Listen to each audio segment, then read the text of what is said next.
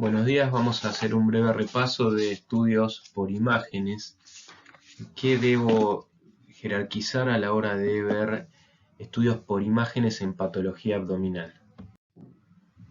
Bueno, los estudios de cuales disponemos para abordar la patología abdominal, básicamente y desde siempre tradicional, la radiografía simple de abdomen, que todavía hoy es de uso frecuente y de gran utilidad.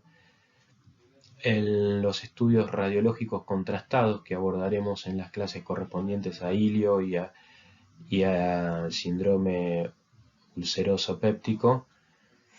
La ecografía de abdomen, muy útil también para evaluar órganos sólidos, vasos, vía biliar, apéndice. Y la tomografía computada. Bueno, la radiografía de abdomen sigue siendo un método de uso habitual en la evaluación de la patología abdominal. Tenemos distintas incidencias, la de la radiografía de abdomen de pie o en decúbito lateral en caso de que el paciente no pueda mantenerse parado, para evaluar la presencia de niveles hidroaéreos. En la evaluación del abdomen también se hace importante la radiografía de tórax. Es el estudio más sensible para detectar neumoperitoneo, presencia de aire en la cavidad abdominal, que se va a ubicar precisamente en los niveles más elevados del abdomen, justo sobre el reborde hepático entre el diafragma y el hígado, y va a provocar semiológicamente la desaparición de la matidez hepática, el signo de Joubert. Bueno, cuando hablamos de radiografía hablamos de diferentes opacidades que se imprimen en la imagen.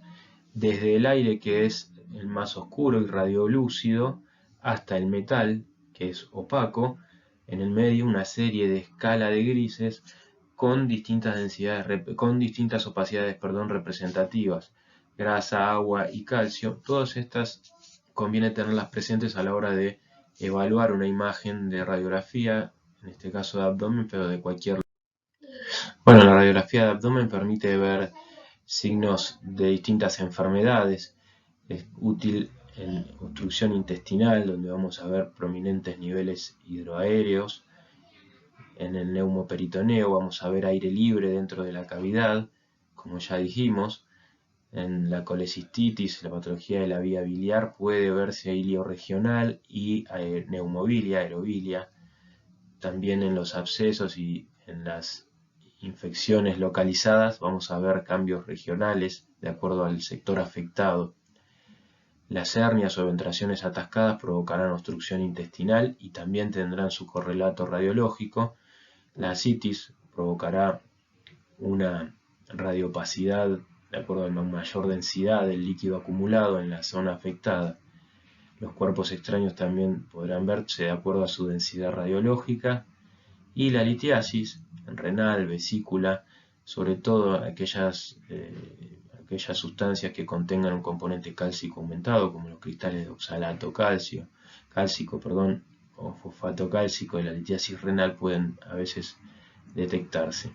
La isquemia mesentérica, característica de neumatosis intestinal, aire en el intestino, en la pared, con engrosamiento de la pared y presencia de niveles y distensión también.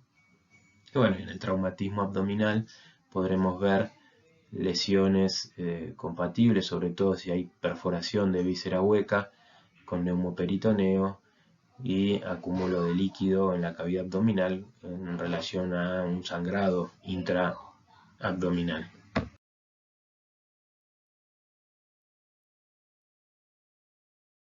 Bueno, siempre a la hora de describir una radiografía conviene hacerlo en un orden sistemático.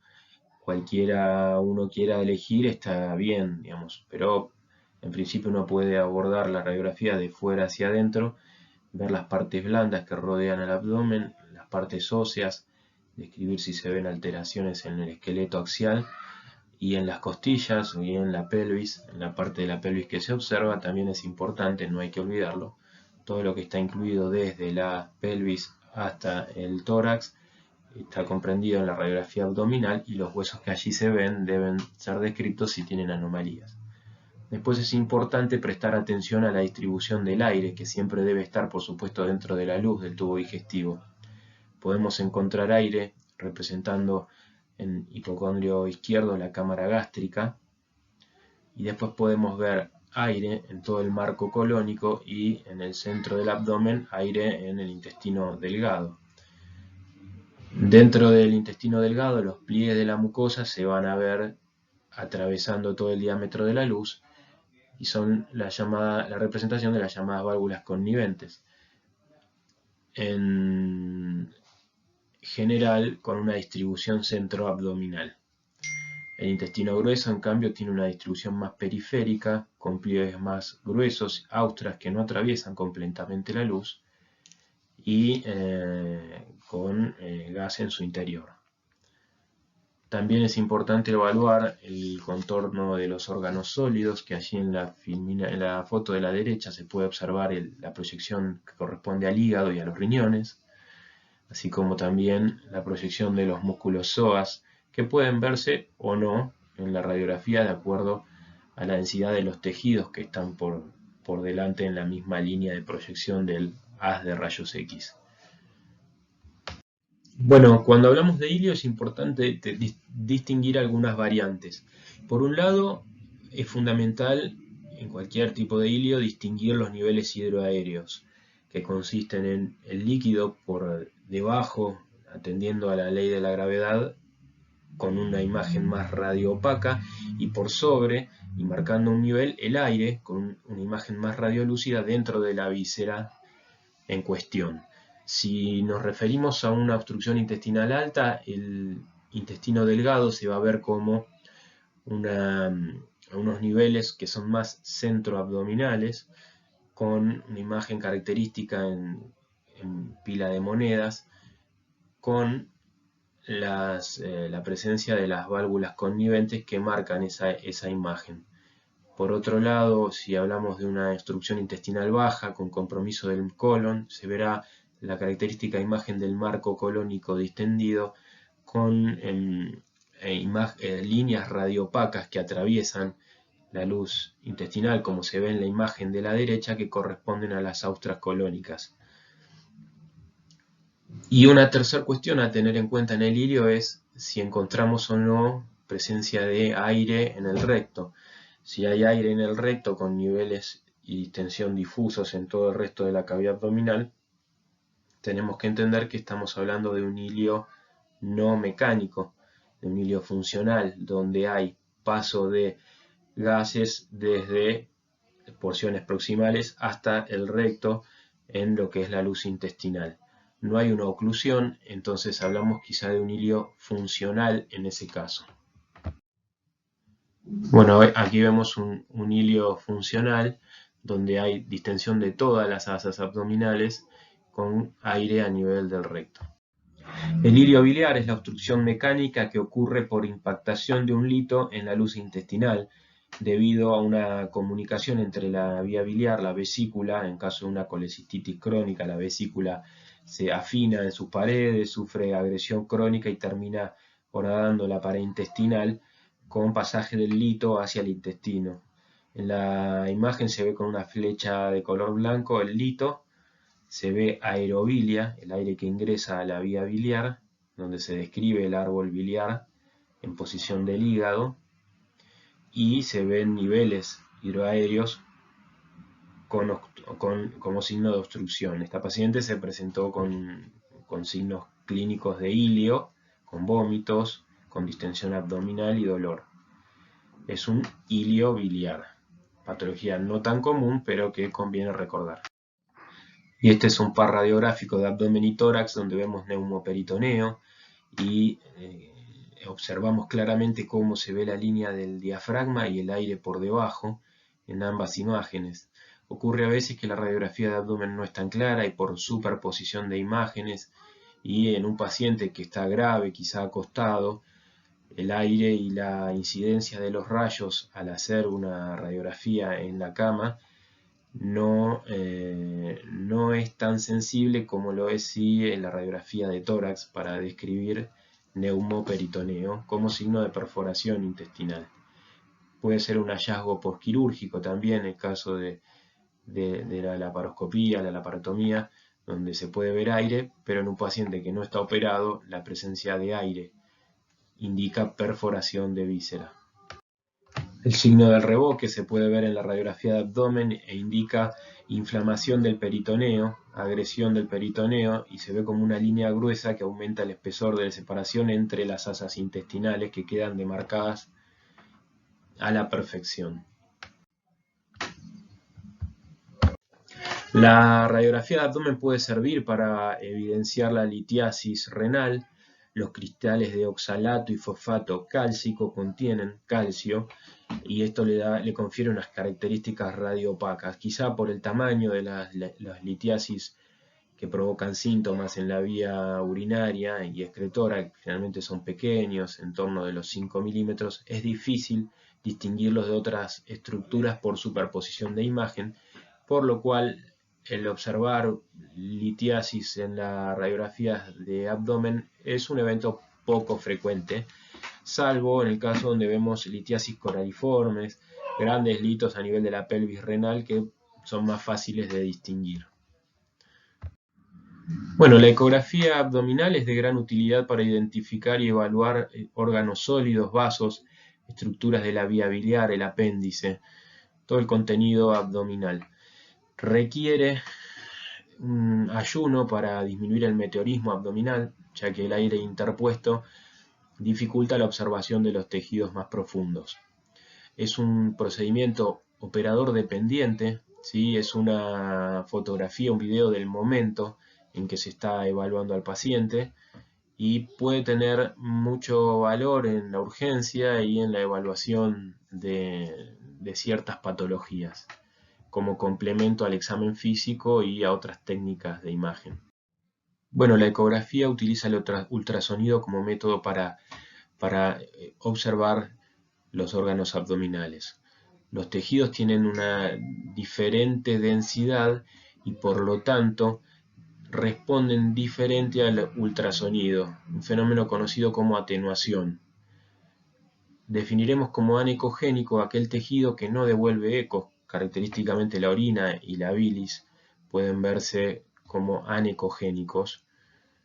Hiperecogénico es aquel que produce un eco más brillante que los tejidos circundantes, caso de hueso, grasa o pared de las vísceras.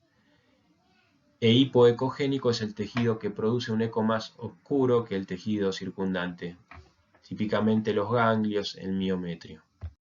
Bueno, esto es una imagen de ecografía de la vesícula. La piel, el transductor están apoyados en esta zona.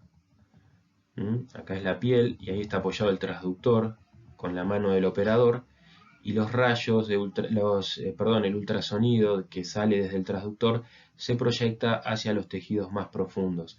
Vemos la vesícula que tiene las paredes finas y en su interior una imagen de aspecto sólido que provoca que desde allí para atrás se proyecte una sombra acústica de color oscuro en la ecografía, como un silencio del ultrasonido, si se quiere.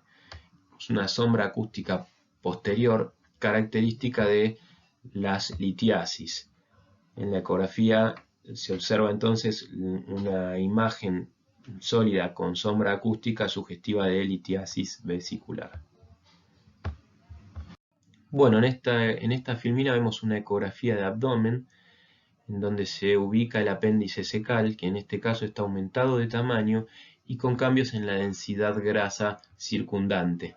Los planos grasos más lejanos, más alejados que se ven en la ecografía son normales, con bandas tenues más hiperecogénicas y otras hipoecogénicas que hacen referencia a la grasa de densidades normales. En cambio, rodeando al apéndice se ve una alteración de esa arquitectura normal. Cambios sugestivos de inflamación apendicular, apendicitis en este caso.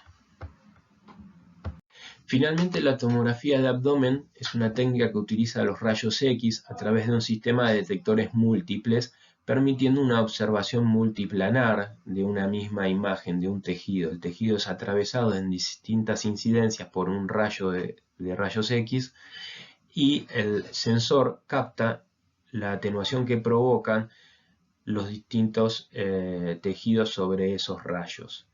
Esta atenuación se puede registrar en un procesador y obtener imágenes con distintas reconstrucciones. Cuando hablamos de tomografía hablamos de densidades.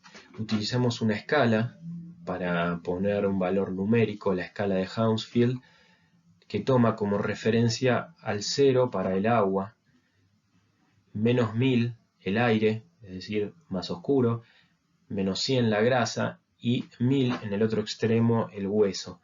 Es bueno también tener presente el valor de la sangre para detectar sangrados en sitios donde no debería haber, por ejemplo, subaracnoideo o en la cavidad abdominal en este caso. Vamos a poder reconstruir, como dijimos, las imágenes para obtener distintos cortes, distintas reconstrucciones. El primero a la izquierda, un corte axial clásico, que es el que primero vamos a observar en cualquier estudio. Después en el centro se ve un corte sagital y al final a la derecha un corte coronal.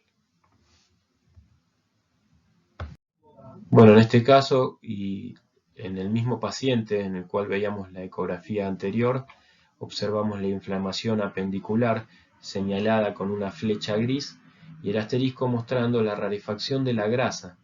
Observen en el resto del abdomen, entre las vísceras hay también grasa intraabdominal que tiene una densidad menor y no está tan aglomerada, tan, como se podría usar una palabra coloquial, apelotonada alrededor del apéndice, como se ve acá en este caso. Estos signos indican inflamación apendicular sugestivo de apendicitis aguda. Bueno, en este caso vemos un par de radiografía y tomografía de abdomen de la misma paciente. En la radiografía podemos observar cambios locales en la región centroabdominal como signo de ilio local, un poco de acumulación de niveles y gas en esa región del abdomen, ¿sí? La paciente tenía dolor epigástrico intenso y un ilio, una distensión abdominal. Observar que hay aire dentro del recto, por lo cual esa distensión que se observa más en la región central del abdomen podría tratarse de un ilio funcional. Como era una paciente que estaba grave, se realizó una tomografía de abdomen donde se observa edema y dilatación de las paredes de asas de yeyuno ilion, intestino delgado, ¿verdad? En la misma ubicación que los niveles hidroaéreos que había en la radiografía de abdomen. Observar también las calcificaciones vasculares a nivel de la aorta abdominal y de sus ramas. Esta paciente tenía una isquemia mesentérica, lo que provocaba inflamación y necrosis a nivel de la pared intestinal, el intestino delgado en este caso, con dolor abdominal intenso. La tomografía es un complemento muy útil en estos casos para la radiografía y el examen clínico general. Bueno, muchas gracias por su atención, hasta aquí llegamos. Espero haya sido de utilidad para ustedes la clase.